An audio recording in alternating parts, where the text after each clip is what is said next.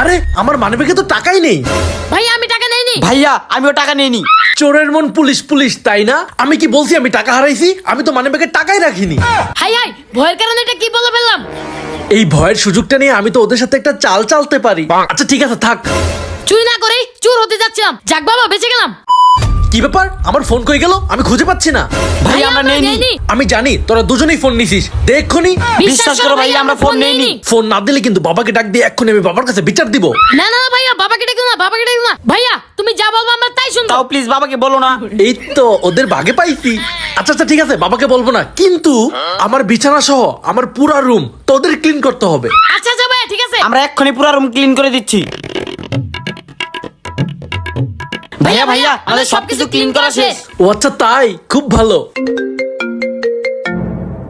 হ্যাঁ দোস্ত, আল্লাহ গো, ফোন যে আমার হাতেই, এটার তো ধরা খেয়ে গেলাম।